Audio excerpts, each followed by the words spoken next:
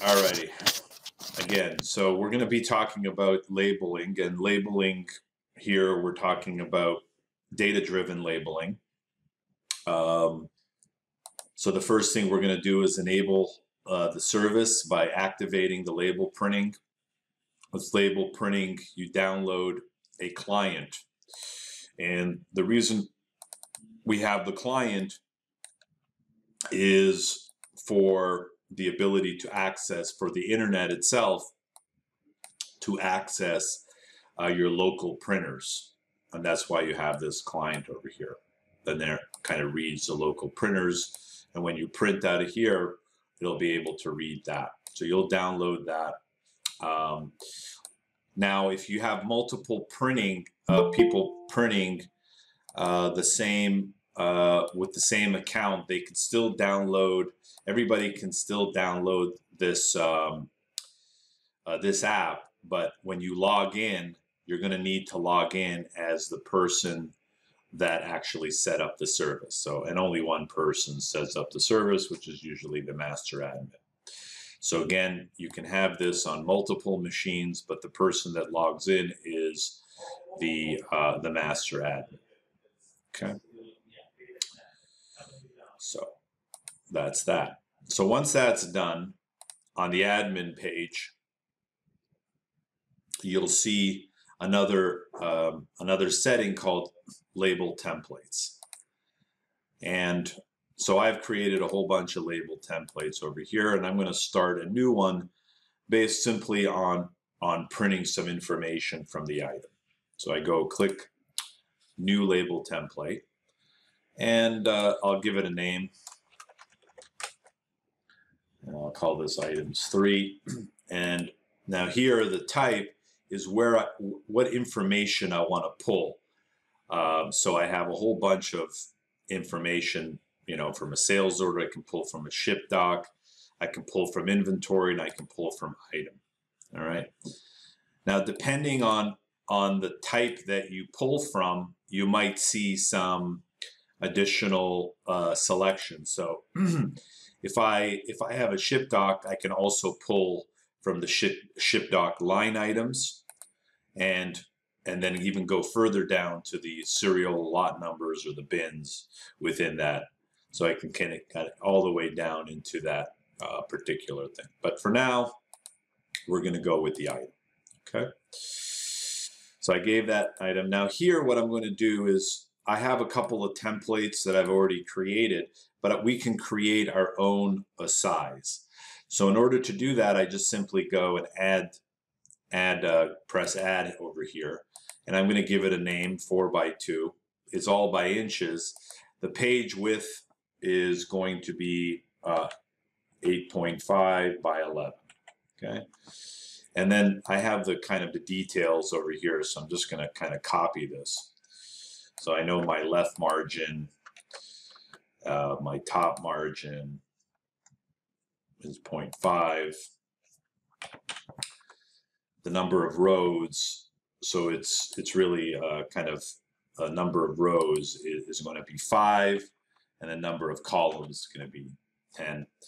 And the width of the label is 4, and the height is 2.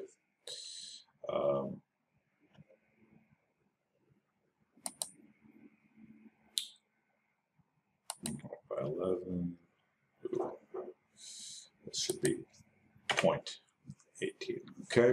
Now the horizontal pitch is actually the horizontal spacing. So there's a little typo there. Should say pacing, and there's now the spacing meaning kind of the space in between the labels. That's the horizontal pitch, and the space in between the labels going downwards is the vertical, which is 0. All right. So I just go ahead and save that. And so now I have a label template from which I can use, and I can pick any one of them that I want. All right, so there's that one. Okay. So now I'm going to go to that one here. Now I go to the data. All right, so here's where I can start off dragging information into a label. All right, so remember that we're going off the item. And depending on that, so we can add, the first thing you'll probably want to add is a barcode. So I just click on that, and I see that the item, the property that I usually want to do is either the name of the item.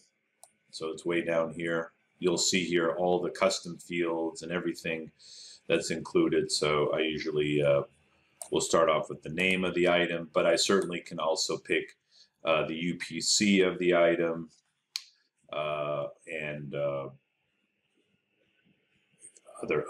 other integrations. So once I have that, I just kind of drag it into here. And the reason I'm drag it in is because this is, I can concatenate to make two strings or two whatever I want. So if I wanted to kind of create a delimiter here, I can put in like 13 or something like that, and that adds that to, and then I can add another value. All right, but for now, we'll just make it into the name. Delete that.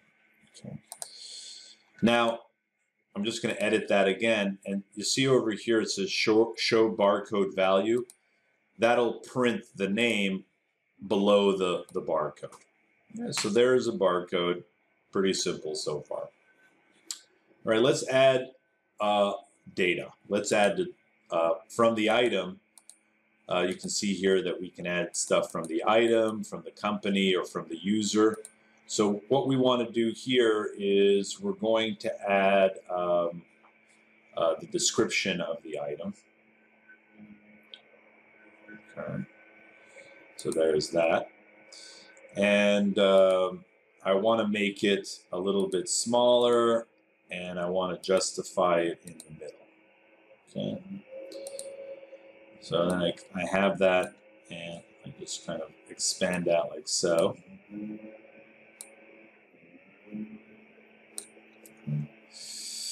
So far so good. We're going to add one more piece of data, and that's going to be a label, and I'm going to say the word price over here. Okay, so that's just a text label. And then I'm going to add some more data, and that would be the price. Okay. So all I have to do now is save that. It saves. If I want to take a quick peek at it, I can see what that's going to look like. All right. So I'm going to go ahead and save that. Now I'm going to go and see where we can print this off from. So we basically go to the to, let's say, any item, and here I have one of the items over here. This is an item, and I have my item 3 here now. I'm not going to pick, I'm going to just print to PDF. So I'm just going to go ahead and print the PDF. So there is my label. Now the other thing, of course, I can start the label printing from any position.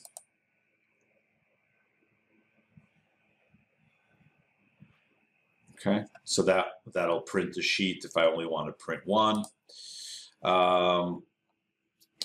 And I can also do kind of down and across or cross, things like that. We'll talk about repeating in 1 second. So one of the things that I could do is, let me edit here and put in a price.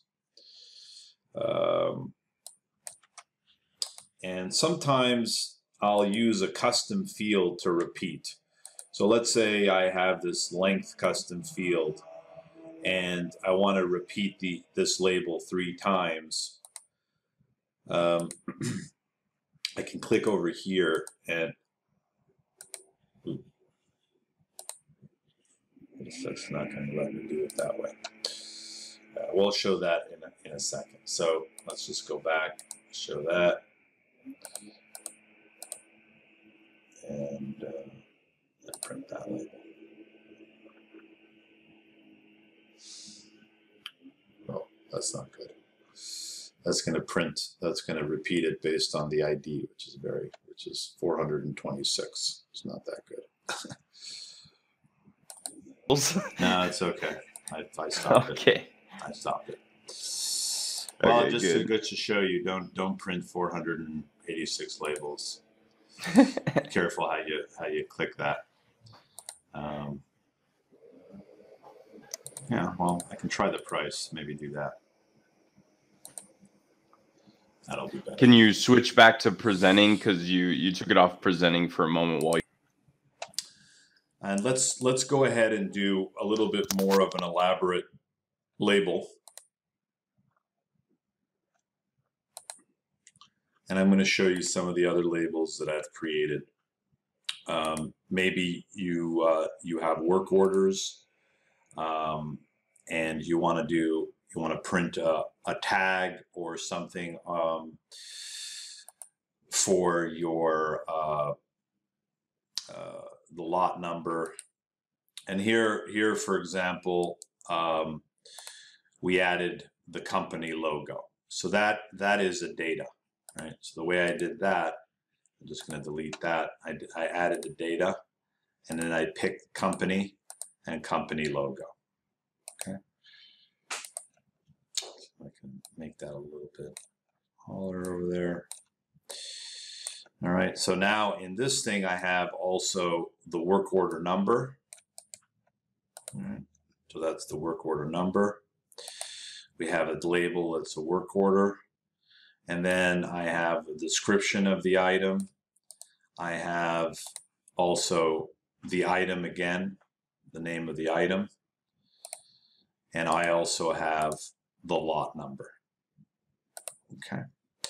So now if I go back, so this is great if you're, for example, producing a producer of ice cream or something that needs a lot number, or anything really. You can print a tag on there. All right.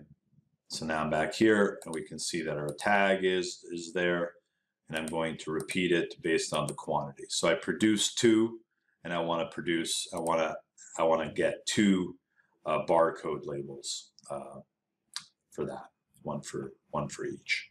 Okay. So there is the item. Now this is also a concatenation. Let me go back to that template.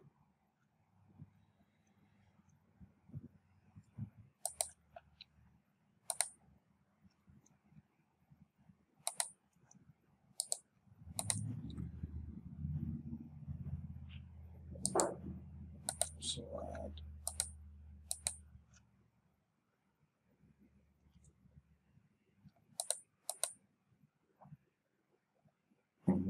Work order itself.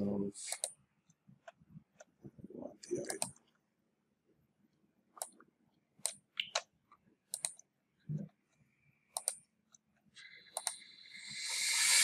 So that's that. Now I can automatically set this to repeat every time by clicking this this function over here, this checkbox, and it'll tell the system that I want it to repeat every time. Okay. So we'll do that. Okay. Now if I go back to my work order,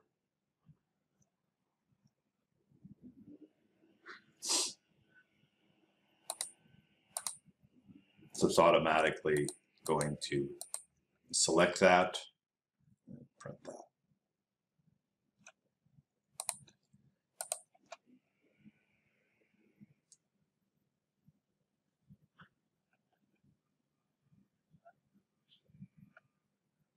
Okay, so you might also want to use it to print labels, like a shipping label. It's possible as well with items on it as well. So for that, we'd probably go and do a ShipDoc shipping label.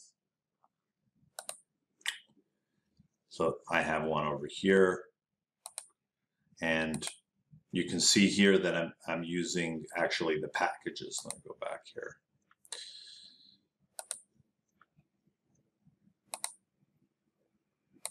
I'm going to use the line items, and I can go all the way down to the serial number of that if I want to. Okay, so now there's a whole bunch of here, the customer PO, the item, the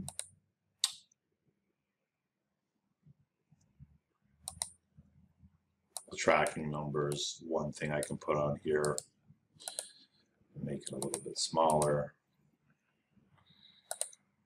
Right. So you can kind of, like I said, it requires a little bit of moving around and looking at the PDF, making sure it's correct, and then you can kind of fit it all into the area and the address as well. So that would make the address a lot smaller.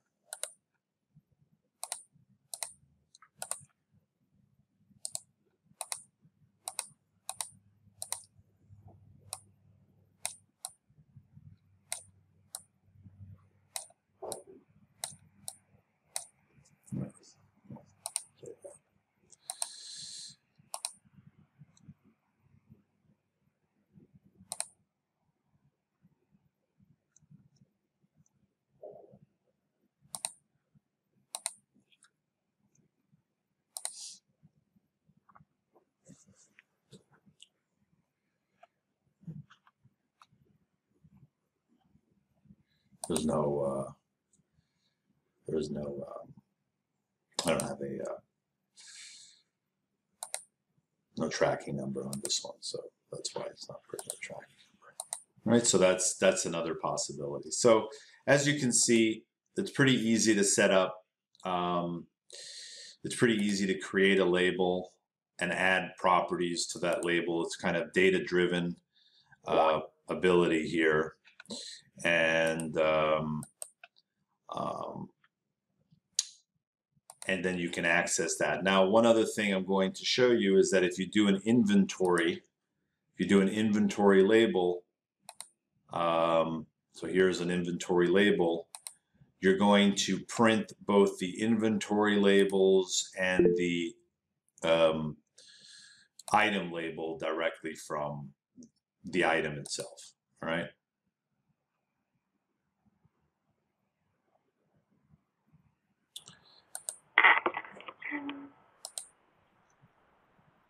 All right, are there any questions?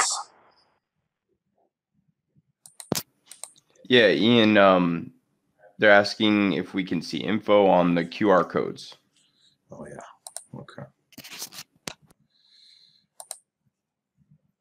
Hold on a second. So the QR code is just another type of barcode that you can kind of concatenate a lot of information on. So I'll just create a new one, and again, I'll pick an item.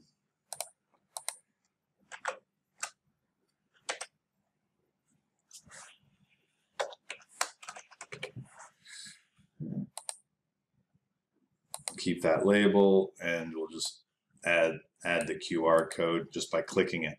All right. So again, you have the various things that you can get the data. In this case, it's inventory. So maybe I want to add, you know, let's do the item. I want to create a pretty simple QR code, and I want them to kind of land on my website, and every time they scan the QR code, kind of land on the website, right? So I can do something like add a value, and here I can go, let's say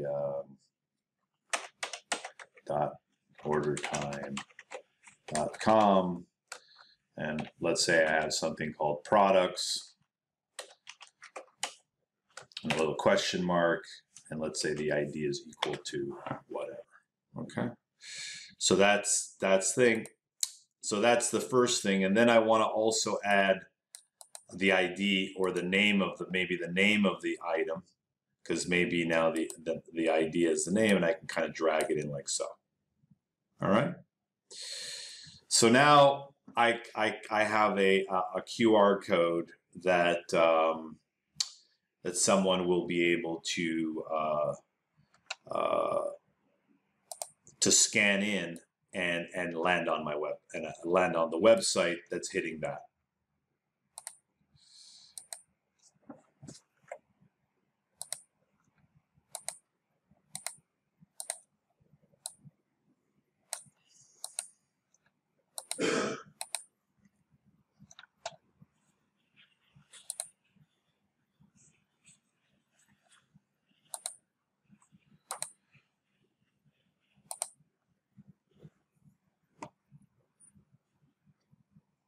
So when I scan this item, or when I scan that, that's what's going to be that. So when I say concatenate, I basically mean putting two things together, two strings together.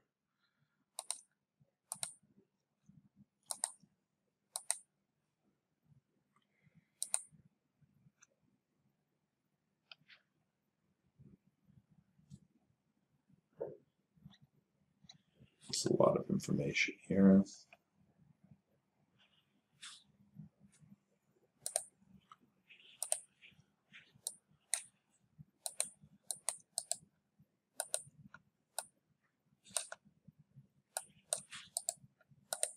Okay, so basically, if I want to add just plain text, I go add value. So I can add more here. And, you know, source equal QR code. So that's an entire URL actually. No, I'd probably need to put something like HTTP, something like that. Okay. So that's just basically concatenating a couple of strings together, whether it's a value, and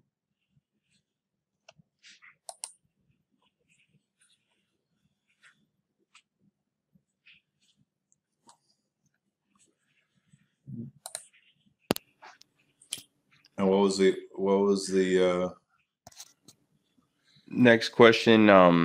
Oh, there were a few people who joined late. Can you go over the setup of label printing under the settings? It was basically just he went to label printing, and you go to activate, and then once you've set up label printing under your subscription, you download that Windows client. Can you open that one more time for us, Ian? The Windows client? Yeah.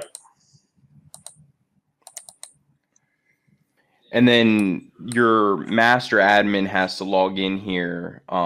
They're the main contact for the account under the program itself. And this is how it connects with all your printers so that you can print to any printer in the building or any different type of printer. I see that there's been one question about, will it be adaptable to multiple printer formats? Yes, it's compatible with thousands of printers. I actually have a link that I'll put in chat, but I'll also put it in the email when I send it out to all the supported printer formats for label printing. It's extremely diverse in the brands of printers that it can print to. Yeah.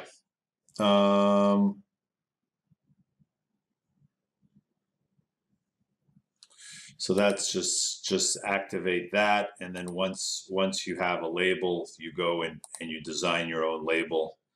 The easiest way, again, is to create a new label, give it a name.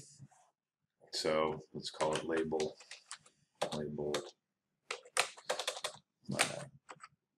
22.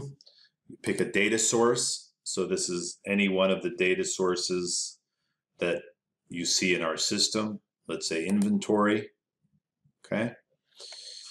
The design will allow you to pick the size of the label and create your own labels. Okay, so I had created this one together. Basically, just took it off the internet and put these values right in here. Then I go to data, and I add the first thing I can do is add a barcode. So the barcode I want to, let's say I want to do the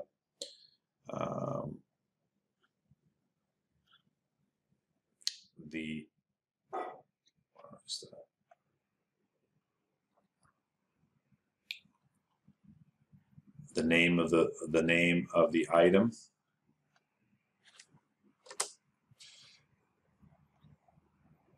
Okay, so once I have the name or whatever I can find the item actually, and the value, I kind of drag it in there like so. Okay, so that, and then if I want to show the value of what the barcode is, I would print that. Right? And then I would add different data. So let's say I wanted to add the description of the item, justify, font, underline, bold, size. Okay, as much as we can offer, you take that and you can kind of expand that like so. All right, position it. And then you can also add a label. So a label is just blank word. All right.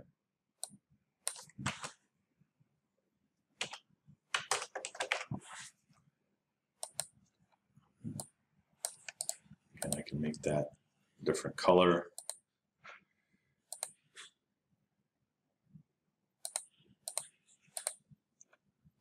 Okay, and then I can add also data.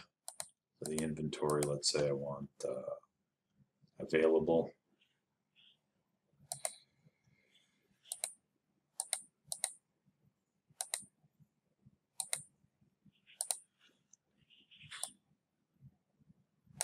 Okay.